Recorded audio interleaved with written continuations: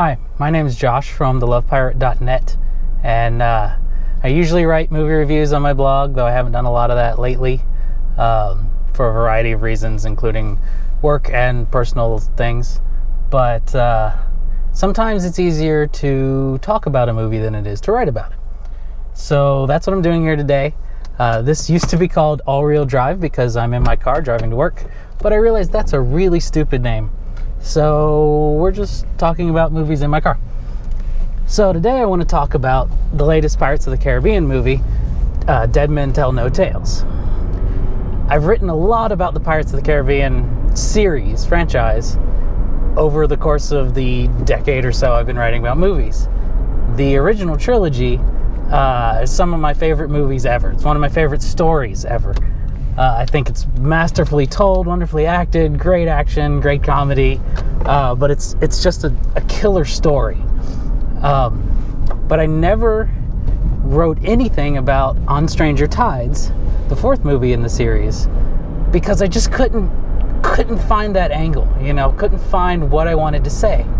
I like On Stranger Tides, but it felt like the first piece in a new story that never materialized.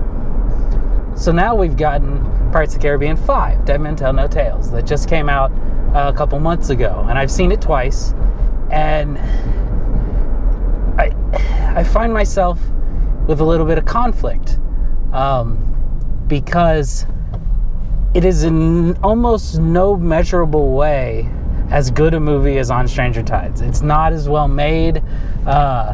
It's in some cases very flatly acted.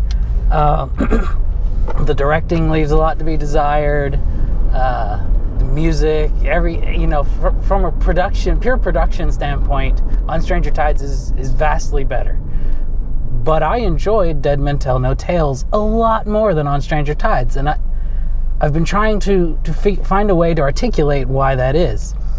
So, I wanted to write a review of Dead Men Tell No Tales, but I couldn't do it without also talking about On Stranger Tides.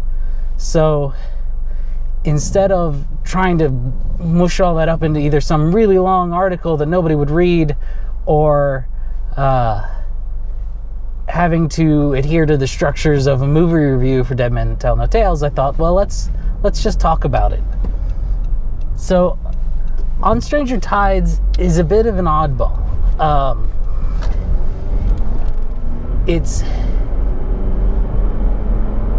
Where do I begin? What I love most about the original trilogy is that it tells a single cohesive story.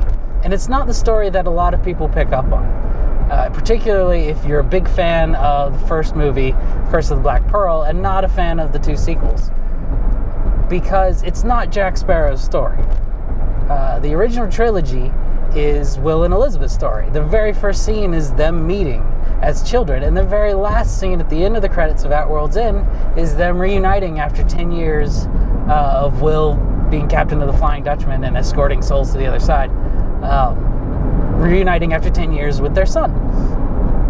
So it tells this complete story of their relationship, and it's the classic boy meets girl, boy loses girl, boy gets girl back, etc., etc. But it's all rooted in their journey together, particularly At World's End, which is all about the choices we make, and at some point you have to choose who is going to be more important in your life. So I was ambivalent even going into On Stranger Tides because Will and Elizabeth aren't in it. And this is supposed to be Jack's story now, where it's all about Jack. And Jack was, of course, maybe the main character. He certainly got the most screen time. He's the lead actor in the original trilogy, but it wasn't his story. He was there to support Will and Elizabeth's story. He went on his own journey, and we learned a lot about him, particularly in the Davy Jones locker sequence and all that. But so with On Stranger Tides, now we're getting Jack's story. But the problem with On Stranger Tides is that it's not really Jack's story. Think about it. What does he do in On Stranger Tides? He's captured by Angelica and Blackbeard. It's because in theory he's been to the Fountain of Youth and he knows something about how to get in, but he doesn't. You could delete Jack from the movie and just have it be Angelica and Blackbeard's story, and the plot would unfold basically the same. Now, yes, he does get the chalices from the Spaniards and all of that, but it's a supporting role at best to the events that are unfolding. We get a little backstory on, oh, this is the one girl that Jack truly loved and all that, but it doesn't have any real bearing on the character long term. Now you could say, oh, well, it's not Angelica and Blackbeard's story, they're the villains. So, okay, whose story is it? It's the preacher and the mermaid. Tell me the preacher's name without looking it up. It's Philip, by the way, I believe. But, that's an interesting sort of side note, and it hints at something maybe more to come, but that never gets developed. Really, the only character who has a compelling story, I feel, in On Stranger Tides is Barbossa. Barbossa, who lost his ship, lost his leg, had everything taken for him, joins up with the Royal Navy, his biggest enemy to date, and in order to finally one day get revenge on Blackbeard. It's not necessarily a happy story, but it's it's the only story that I really get wrapped up in. I think there's a lot of great scenes for a lot of characters. Jack's got some great scenes. Angelica's got some great scenes. Gibbs has some really great scenes in On Stranger Tides, but it's not any of their story that's compelling. And On Stranger Tides has some other issues too. It introduces some really interesting themes on religion and this sort of like undertone of the Spanish, Catholics, and they destroy the Fountain of Youth because it's unholy and all this. And that's really interesting thematically, but it's never followed through on. They never really commit to that. And you've got the preacher also that ties into that. But it doesn't do it for me. It's interesting because On Stranger Tides, my wife once said, is her favorite Pirates of the Caribbean movie. So there's that. I know a lot of people liked it because it did away with that mushy Will and Elizabeth stuff, who weren't very interesting, which is fine. If that doesn't appeal to you, you don't have to like the original trilogy just because they're the main part. But you can't deny that it's their story we're watching.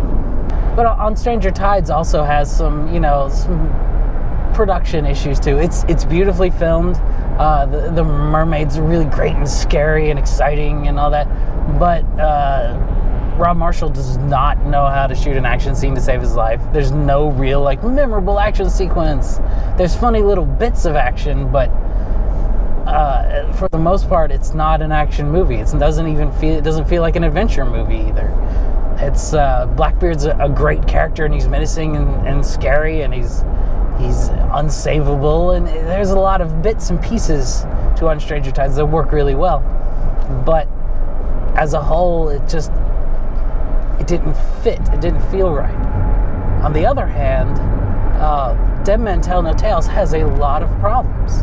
It's got problems of directing and acting and music and story writing, and it's a mess. But it has that key bit that was missing for me from On Stranger Tides. So I'm gonna start with the bad about Dead Men Tell No Tales. All right. The new leads, Henry, who is the son of Will and Elizabeth, and Karina, who we later find out is Barbossa's daughter, they're not very interesting. They're not that compelling. And I don't really blame the actors because they're just not given a lot of material to work with. Henry's sort of one defining characteristic is that he wants to save his father. Okay. Karina is supposed to be this great astronomer and horologist, but and she's the one who finds the island, but it's so sloppily written, we never get to see enough of her abilities to be impressed by them. And there's also just blatant historical plot holes of everybody's so impressed that she can use a timepiece to find her position, except that technology's been around for hundreds of years by that point, or 100 years by that point. We're in the 1800s by then,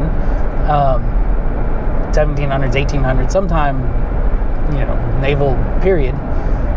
Everybody should know that you can use a timepiece to find your position with the help of solar observations and lunar observations, and celestial navigation is not a new thing in the 17 or 1800s. Gibbs especially should know that. He served on in the Royal Navy. He would have seen Norrington and others use their timepiece to find their position. So then what does Carina do? She follows the very obvious constellation, Devil's Trident constellation. Whoop-de-doo. It's, I wanted Carina to be this smart, different kind of badass heroine, and the movie lets her down as a character. I feel like the concept is there, but the execution is just completely lacking. But there are a lot of other issues. The action is staged a lot better than on Stranger Tides. There are these wonderful, conceptually wonderful action sequences in Dead Men Tell No Tales. And some of them really deliver. The bank heist is hilarious and fun and really packs a punch, and it's a great way to open the film. And I think they knocked that one out of the park. Conceptually, the thought of Jack fighting a figurehead from Salazar's ship, that's an interesting, monstery kind of image, but the sequence is just dull and difficult to discern in the dark, and it's just kind of a letdown. The image of the Black Pearl sailing along the edge of an ocean cliff, as it were, with the anchor hanging down to rescue people, that sounds cool, but the effects are a bit of a letdown, and the way it's filmed are just not compelling. The other one that really works for me is the sort of rescuing, and it's just like a quick little bit of action, but rescuing Carina and Jack from the gallows and the guillotine. But that works for me too. But as a whole, it's these action sequences that look really good on paper, and a better director, someone like Gore Verbinski, could have pulled it off. But it's a disappointment. But the biggest gripe I have with Dead Men Tell No Tales is that it completely ignores other parts of this franchise. We find out how Jack got his compass, except we already knew how Jack got his compass. Tia Dalma gave it to him. She even says so. That compass you bought from me, she doesn't work. He got it from her. We've never heard anything about, it's got this magical curse sealing powers where if he gives it up, then it breaks the curse. He's given it up several times in the franchise. The other thing that really bothers me is the Black Pearl in the bottle. When we hear the story of how the Black Pearl was captured, and Barbossa tells it on Stranger Tides, it's the sea began to roil, and the ship is pitching and yarring, as he says, and the rigging came alive, and all this. And when we finally see the Black Pearl in the bottle on Stranger Tides, it's night in the bottle, and it's the middle of the storm, and the ship is rolling and stuff. And then come Dead Men Tell No Tales, just so they could get that cool shot of Jack puts it on the railing with line with the horizon, so he can pretend that it's really there. It's perfectly calm in the bottle. That doesn't make any sense. Also, in theory, all of the crew from the Black Pearl should be in that bottle, except for Barbossa, who escaped, cut off his own leg to escape. So we know that Jack the Monkey is in there from On Stranger Tides. We also know Cotton's parrot is in there, presumably with Cotton. But in Dead Men Tell No Tales, Marty, who should be on the ship, he was on Black Pearl last time we saw him, but all of a sudden now he's out. Murtaugh and Mulroy, the two former Royal Marines who are making sure this dock stays off limits to civilians and who are now pirates, they in theory should also be in there because they were on the Black Pearl at the end of At World's End, but they're out. So when they finally bust the Black Pearl out of the bottle, Jack the Monkey shows up and nobody else. You ought to have Cotton and Pintel and Rigetti and all of these sort of supporting characters who were on the Black Pearl. Now I know they couldn't bring back the actors for some of these, and that's fine, but it's just so blatantly disregard the story, the mythology of the series is really frustrating. So with all of these nitpicks, why do I like Dead Men Tell No Tales more? Because it has a story. And admittedly, I'm partial to Will and Elizabeth, so the fact that it ties into their story makes it even better. But it has a narrative thrust. It's Henry's quest to free his father. That's the story. And along the way, he meets up with Karina, who's got her own sort of agenda, and Jack is searching for redemption and trying to escape from Salazar and all that. But it's got a story. You ought to be able to sum up the story in one or two sentences. You can't do that on Stranger Tides. It's not Jack's quest to find the Fountain of Youth because he's along for the ride. He's not interested. Well, you've got to go into Angelica and Barbossa want to find the Fountain of Youth because there's a curse, or not a curse, but a prophecy, and all of this, and you got to explain it, but Jack's really the main character, and he gets captured, and there's too much setup. But Dead Men Tell No Tales, it's Henry's quest to free his father. I think that makes the movie 10 times better just on its own. What I would love to see in future installments, assuming there are, and it's probably made enough worldwide and it's a famous enough brand that they'll try to keep it alive somehow.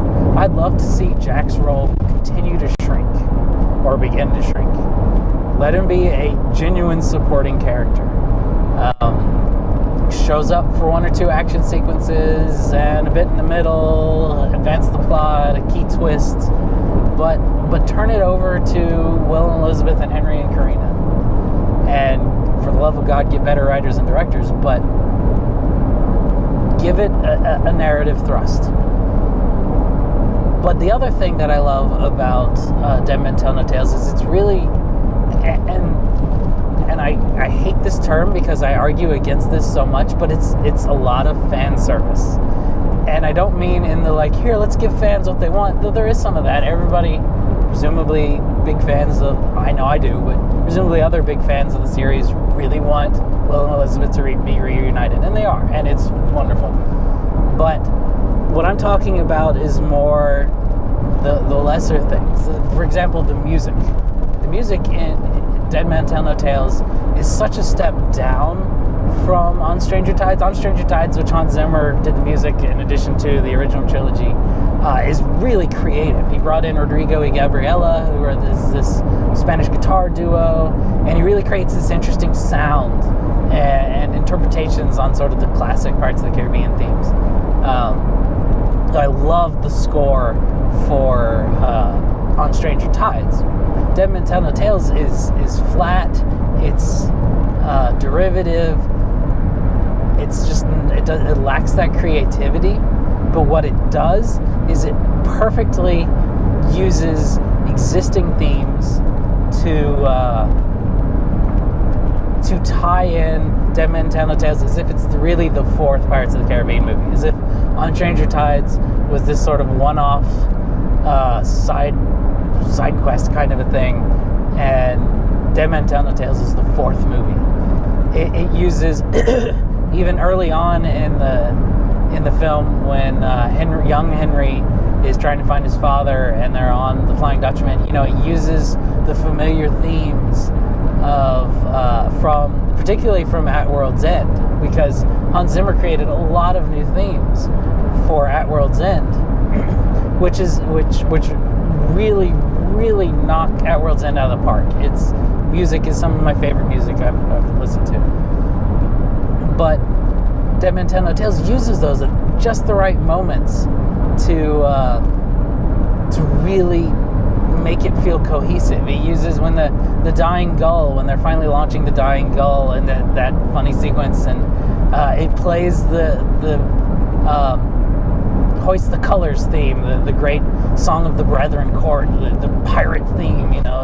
It's sort of the key theme of At World's End, and it's dun dun dun dun dun dun dun dun dun dun dun dun, and it's boat coming down, and then of course it gets hung up on a rope, and it's a funny sequence, but it uses that theme perfectly, because here we are, finally the pirates are back together, and they're on their adventure, and it uses some of the action cues from At World's End. For example, when they're rescuing Jack and Karina from the gallows and the guillotine, da-dun, da-da-da-dun, da-dun, da-da-dun. It uses these great themes.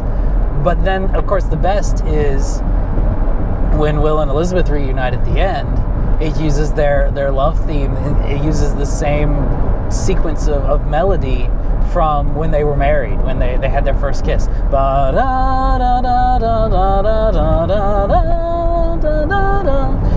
It's such a great.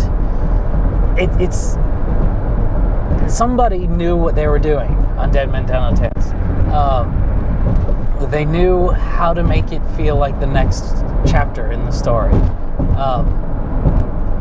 So I hope my hope going forward is that there's more of that rather than trying to make it all about Jack, especially, and you can't anymore talk about the Pirates series without talking about Johnny Depp and his personal problems.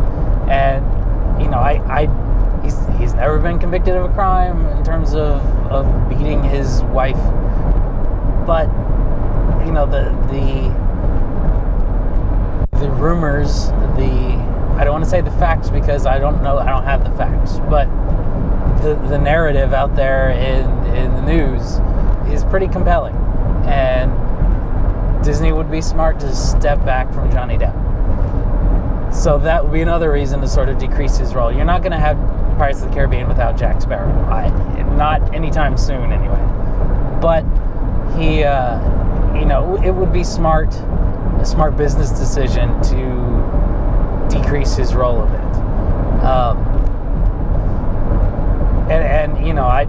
Certainly my love for him as an actor has greatly diminished with all of these stories. It doesn't affect the quality of his performances, though that has been diminished also lately. But you've got to acknowledge the situation. But what I would love to see is, let's pick up in the sixth film, assuming there is one. Pay Keira Knightley whatever she wants to come back, and let's get a legit Will and Elizabeth adventure. Married couple, bring Henry and Karina along. They can continue to fight the curse that there was the hint at the end of the credits that I don't think they'll bring Davy Jones back. I didn't interpret it as like Davy Jones is still out there, but it's the curse of Davy Jones still looming over Will, and perhaps it wasn't broken as much as they like to think by breaking the Devil's Trident. So my hope is that they will continue the series in that direction, but they've got to bring in better writers, better directors, better composers. But it still needs to have that. There needs to be a story that's being told, not just a series of events, but an actual story. I gotta pause for a minute because the road is about to get really, really rough. See what I mean? And I'm back. 3/4 of a work day later. Not working a full day because I got a dentist appointment. You can't tell from your angle, but that way it looks like the end of the world. It is monsoon season in Arizona, so I might get dumped on by torrential downpours of rain. So if that happens, I'm going to stop recording.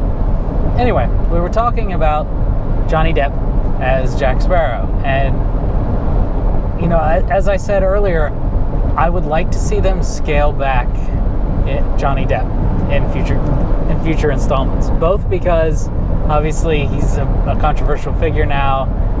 It's the joy of watching him perform is lessened for a lot of people because of the allegations against him, but also because Jack Sparrow's worn out his welcome a little bit. I mean, he's obviously the main attraction. He's the reason that the Pirates of the Caribbean trilogy series, saga, franchise has been so successful.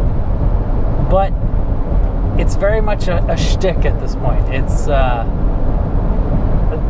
they're not bringing anything new to the character. The scene that stands out to me the most in a negative way as far as Jack is concerned in Dead Men Tell No Tales is the wedding sequence where they end up on this island because they're fleeing from Salazar and his men, and from Barbossa, who's trying to help them. And they end up on this island just escaping from the ghost sharks, which is a cool kind of sequence. And they're immediately captured by this guy who's got a history with Jack, and he wants to force him to marry his sister. What did that add to the story? It was totally pointless, and it wasn't funny. I get somebody wrote, "Oh, I have this great idea where we're like, we'll get Jack Sparrow, and he's got to get married to the ugliest lady ever, and it's totally gross, and it'll be hilarious." I could see somebody coming up with that. Hopefully I would not have had were I writing it, but I'm not a professional writer, so. But I could see somebody thinking, "Oh, this is a great comedy sequence we can add." Well, how do we work it in? I don't know. Just throw it in there somewhere. It made no sense. It added nothing to the story, and it was not funny. It just was 5 minutes of distraction. So I want to cut back on stuff like that. It seems like those that have sort of killed Jack Sparrow over the years. They made sense. It made sense in the early movies. It was establishing his character. He was the fan favorite. But at this point, everybody knows who Jack is. Everybody knows what he does, how he does it, and everybody can do a decent Jack Sparrow imitation given a chance. So stuff like that needs to just disappear from the series if they do indeed make more someday. I'd love to see.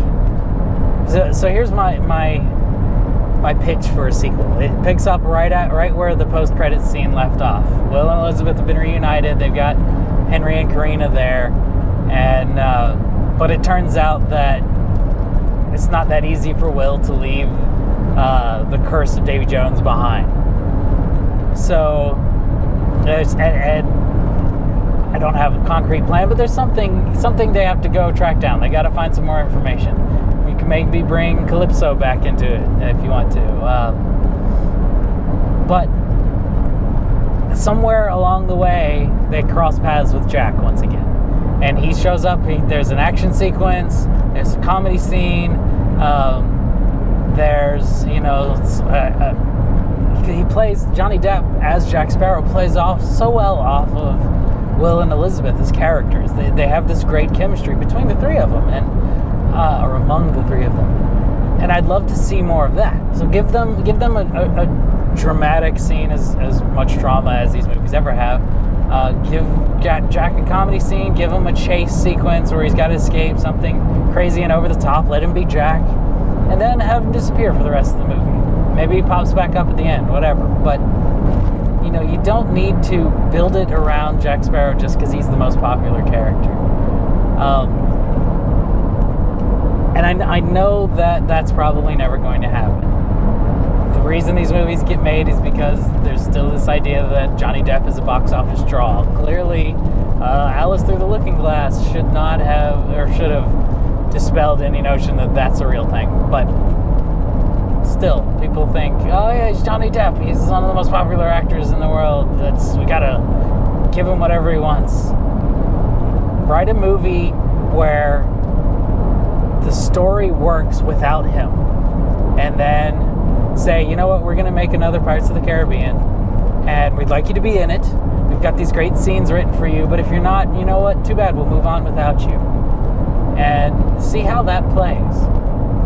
I think if you have Will and Elizabeth as the leads, you could totally sell that movie. People will go see it. You shoot it for, 75% of the cost of Dead Men Tell No Tales. You cut out Johnny Depp's $50 million salary plus however much off the top. I don't know what his salary is, but it's probably something ridiculous like that. I think that would be a killer way to go with the series. I don't know that I trust any studio to make that happen that way. And the real problem for me is that they've now killed off Barbossa, which he's one of my favorite characters. I think Jeffrey Rush is a brilliant actor, and I'm sad that he's gone. He got some great moments in Dead Men Tell No Tales, even if I feel the whole Karina Barbossa reveal was not particularly earned. It just came out of left field, and I don't think they did enough of the setup to make us care about that connection, other than the fact that it's Barbossa and we care about Barbossa. But I would love for him to be brought back again. Make it a joke. Make him. He's the pirate who will never die because people keep bringing him back from the dead for some reason, and he just wants to go and sleep and rest. But nope, he's got to be called back for something. Make him a ghost. Make him whatever. Make him a zombie. Don't make him a zombie. There's too many zombies in these movies already. But in the end, I really liked Dead Men Tell No Tales. I really enjoyed Dead Men Tell No Tales. I'd give it a solid B+ overall. It's about the same grade that I would give On Stranger Tides, maybe. I feel like On Stranger Tides is the better made movie. It's the production values are higher, the acting is better, the new characters are more well developed, but it's missing. It's got narrative problems. It's missing sort of the key feel of what makes a Pirates of the Caribbean movie a Pirates of the Caribbean movie. And the action is severely disappointing. I feel like Dead Men Tell No Tales is a sloppy mess. It's got some major problems with storytelling. It disregards the canon of the story and the franchise left and right. But it's got better action. It's maybe more fun, and it's got this narrative to it, this journey of Henry to save his father. I think that's very compelling, and it echoes Will's own journey to save his father. So I wouldn't call either of them a bad movie by any stretch of the imagination. I watch On Stranger Tides often on Blu-ray. I'm sure I'll watch Dead Men Tell No Tales just as often. But given the choice, I would probably watch Dead Men Tell No Tales. My wife might be mad at me for that, but that's just my personal opinion. I feel like if the Pirates series ends here, I'm okay with that. We've got the reunion of Will and Elizabeth that I had been wanting for forever. Since at World's End anyway. We got the Black Pearl has been freed from the bottle, and that was a great sequence. I can't deny there's some emotion there in seeing the Black Pearl restored, and Jack now as captain again. I'd be happy if they left it here. Families reunited. There may be a threat, but I'm convinced they can handle it. If there are more, I hope they can take some of the lessons that have been learned from both of the fourth and the fifth film and try to find a way to make something that's worthy of inclusion with the original trilogy. Can they do that? Will they do that? I don't know. I'm not supremely confident, but it's certainly possible. A clever writer could certainly put that together in a way that would satisfy pretty much everybody. I'm not that clever writer. I I'm not going to write it because I don't have all the ideas for it. But somebody could do it. So, and I hope that they're given that chance. Let's do one final. This was the final journey begins, or whatever. One of those bogus BS lines that make you think, well, this might be the last one, so you better go see it. But it might not be. In case it makes enough money, we'll keep making them. Dead Men Tell No Tales was billed that way, but make it clear. This is the end. This is the final one. The final appearance of Will and Elizabeth and Jack and everybody else who's still alive. Bring back Pintel and Ragetti, for the love of God. And I would go see that multiple times, I'm sure. What I don't want them to do is to keep making increasingly inferior sequels, which is, of course, the way most things go. I'll keep going to see them, especially if they've got Will and Elizabeth in them. But, I'll go. I saw Alice Through the Looking Glass, for Pete's sake. It was pretty bad, but I saw it. But I hope they can find a way to keep the legacy alive without just having it devolve into something worse than people might say it already is. I'd love to see, revive it as an animated series or something. Recast the voices and keep the characters and bring it back, make it canon with the story. I don't know, do something. Films or TV or whatever. There's a lot of ways they can keep the Pirates of the Caribbean brand, which is obviously one of their most popular and best-selling brands, alive. But just don't make more of the same. Don't make more Johnny Depp, Jack Sparrow extravaganzas that lack any cohesive story. Don't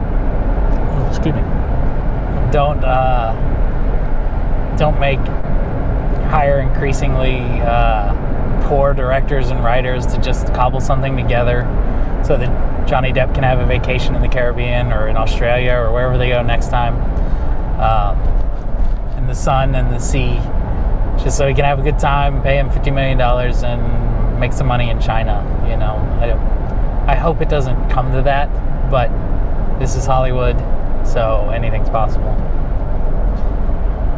But overall, I'm happy with Dead Men Tell No Tales. I can overlook the plot holes. I can fast forward through the scenes I don't like. And I'm not one who normally does that. But hypothetically, I could. And I can watch it for the continuation of Will and Elizabeth's story. I can watch it for Jeffrey Rush being fantastic as Barbossa, as always. I can watch, some of the better action sequences. I can, if it comes on TV, like on Stranger Tides is on TV all the time, it seems like. Sci-Fi Channel and TBS, TNT, whatever, those networks. I'm always scrolling through the channels and it's on and I'll watch it. Not, the whole way through. I have it on Blu-ray. Why would I watch it with commercials? But I will watch it until the next commercial break. Dead Men Tell No Tales comes on, I'll watch it too. I wouldn't, go ugh and change the channel like I do with other movies. I hope that Disney makes the smart choice. Not necessarily the cheap and easy choice, but the smart choice.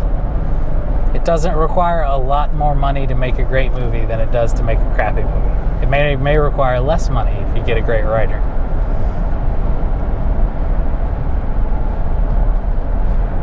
But anyway, those are my thoughts about the latest Pirates of the Caribbean films. I could have tried to write all this out, but sometimes it's just easier to talk about it. If people enjoy this, maybe I'll do this more often as a way of increasing my output. For those who don't know, my wife and I lost our son. He was stillborn 3.5 months ago, and it's hard to focus. It's hard to sit down and write. Anytime you're quiet and not distracted, all kinds of thoughts and memories and flashbacks and traumatic kind of stuff pops up. So sometimes it's easier to just talk to you, viewer, loyal viewer, one of you, whoever's watching this. Getting on the interstate. Hold on.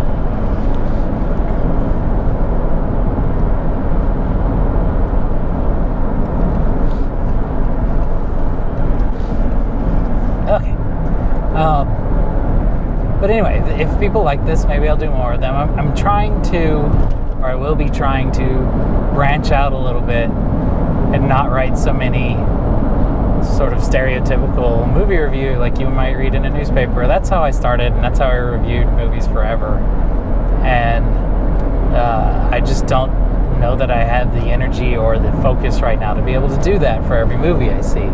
But I have thoughts about almost every movie, so maybe I'll do more of these. I'm hoping to write some articles from maybe a little different stand than just the normal thing, looking at specific parts of films that have come out recently that I liked or disliked, and maybe some lists, maybe some other things that are a little easier to write, until I can get back to a point where I can do what I used to do back in the day.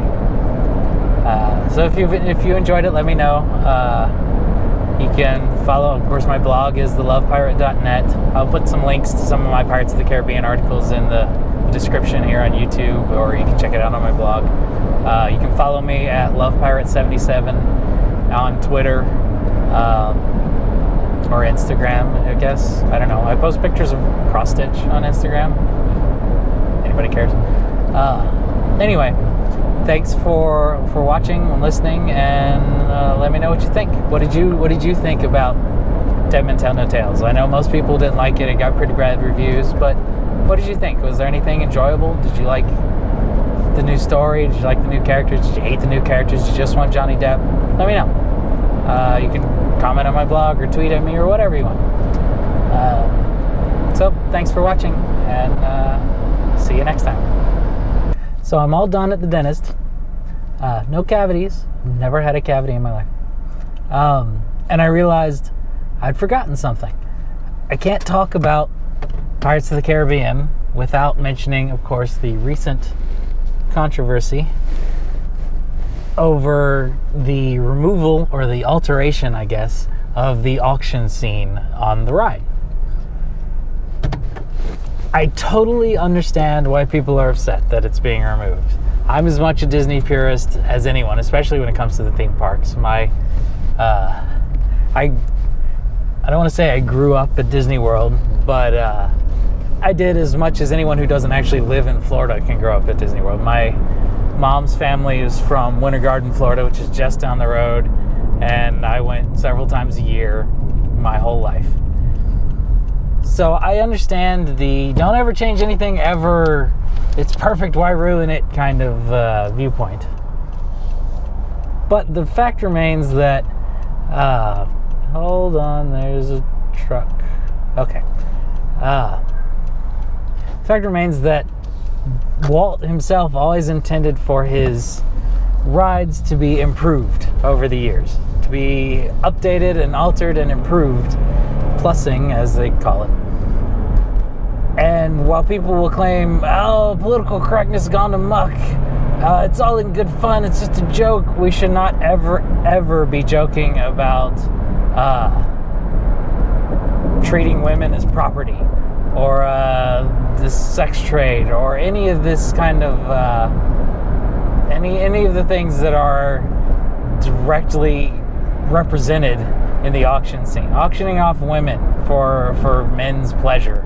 As funny and as goofy as it may be presented in the ride, there's no reason on earth for us to be celebrating that, or to be upset that people do not find that to be entertaining. I certainly don't want to have to explain, if I ever have a kid someday, another kid someday, I don't ever want to have to explain to that kid, why are they selling these women? What are the people who are buying them going to do with them? And it's not just because I don't want to have an uncomfortable conversation with my kid. That's not something that we need to be celebrating. I'm all for changing the scene. As much as I'm going to miss, we wants the redhead, and show us your larboard side, dearie, and all those great lines. No, it has no place. And it's not something that I was ever uncomfortable with as a child because I probably didn't get it. And certainly sex trafficking was not something was on my mind as a kid. But no, it doesn't have a place there, and I'm thrilled that they're getting rid of it. What I'd love to see is more Pirates of Color in the ride, as far as the PC police go.